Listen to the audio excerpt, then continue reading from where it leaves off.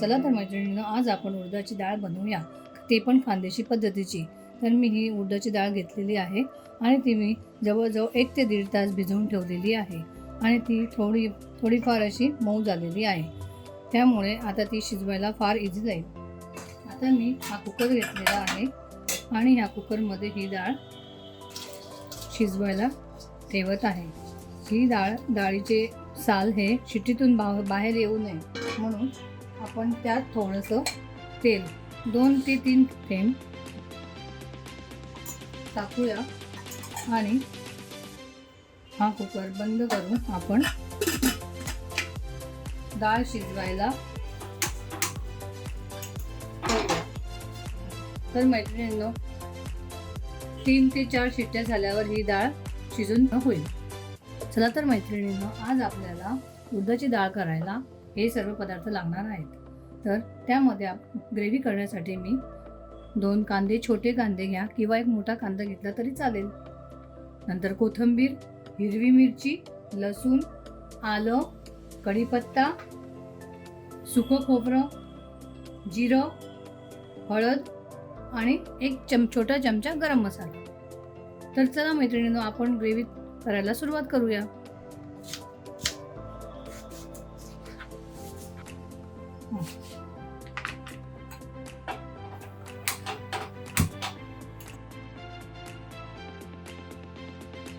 तर मैत्रिणींनो, मी असा जाडसर कांदा कापून घेतलेला आहे, कारण तो आपल्याला मिक्सरमध्ये ग्राइंड करायचा आहे. त्यामुळे जाडसर कांदा कापला तरी चालेल. आणि आता हा कांदा आपण थोडंसं 2 चमचे छोटे तेल टाकून आपण तो भाजून घेऊया. तर मैत्रिणींनो बघा, अशा प्रकारे कांदा मी भाजून घेतलेला आहे. असा डार्क गुलाबी. तर तो आपण काढून घेऊया एका ताटात. आणि त्यानंतर आपण ते सुकं खोबरं जे आहे ना, ते आपण थोडंसं भाजून घेऊया.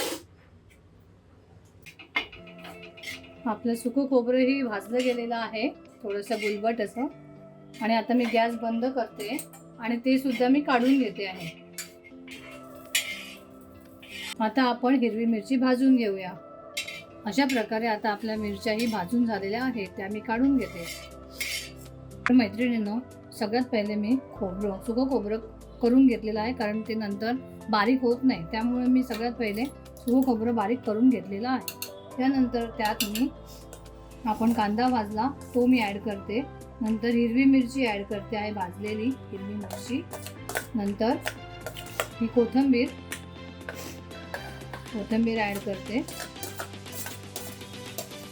आणि आपण हे आलं, लसूण आणि कढीपत्ता हे सुद्धा मी ॲड करते आहे. कढीपत्ता थोडासा आपण तेलात टाकायला बाहेर काढून ठेवू आणि 4-5 यात पण राहू द्या. कढीपत्ता नेहमी आपण यूज करायला हवा, कारण कढीपत्त्याचे भरपूर उपयोग आहे. केसांसाठी, त्वचेसाठी खूप चांगला उपयोग आहे. म्हणून मी प्रत्येक ग्रेव्हीमध्ये कढीपत्ता हा वापर करते. आता आपण बघूया. बघा, थोडीफार अजून जाड आहे, त्यामुळे मी आता यात थोडंसं पाणी ॲड करते. त्यामुळे कसं आहे ना, ते बारीक होऊन जाईल ती चटणी.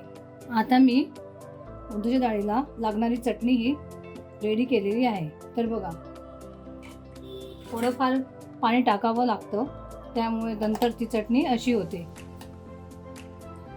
नंतर आपण ती तेलामध्ये परतवून घेऊया. कढई ठेवते मी गॅसवर आणि त्यात मी तेल ॲड करते. तेल तुमची जेवढी चटणी होते त्यानुसार तुम्ही तेल घ्या. आता तेल गरम झालेलं आहे, त्यात मी 1 चमचा जिरे टाकत आहे आणि त्यानंतर आपली चटणी ॲड करते. आता ही चटणी मी त्या चटणीला तेल सुटेस्तोवर फ्राय करणार आहे. त्याला 5 ते 10 मिनटं तरी लागतात. कच्ची ठेवू नये चटणी, नाहीतर मग भाजीची टेस्ट व्यवस्थित नाही आहे. आपली चटणी जोपर्यंत कलसली जाते आहे तोपर्यंत आता मी शिजवलेली डाळ बघते आहे व्यवस्थित शिजली की नाही. हो मैत्रिणींनो, व्यवस्थित शिजलेली आहे. तर आता ही डाळ मी ह्या रवीने बारीक करून घेते आहे. जास्त बारीक नाही करू, थोडीशी जाडसर बारीक अशी करा. हे बघा,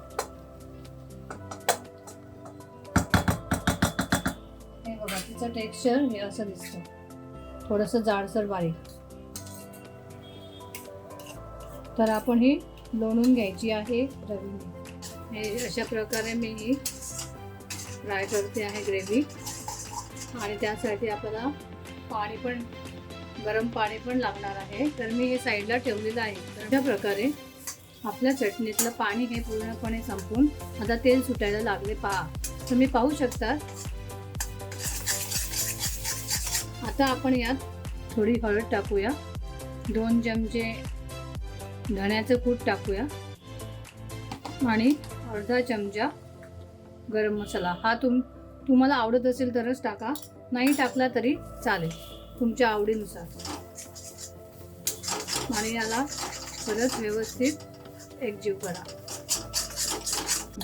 आता आपण ही शिजवलेली उडदाची डाळ ॲड करूया आणि ते मिक्स करूया.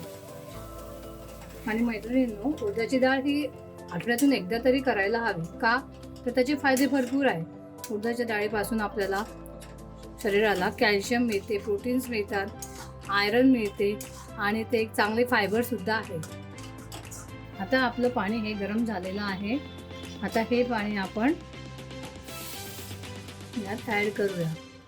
तुम्हाला जशी क्वांटिटी हवी आहे किंवा जसं थिकनेस हवा भाजीचा, पातळ घट्ट, तेवढं तुम्ही पाणी ॲड करा.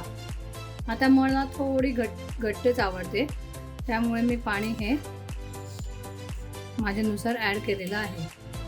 हे सगळं व्यवस्थित असं मिक्स करावं पाणी. आता आपण चवीनुसार मीठ ॲड करूया.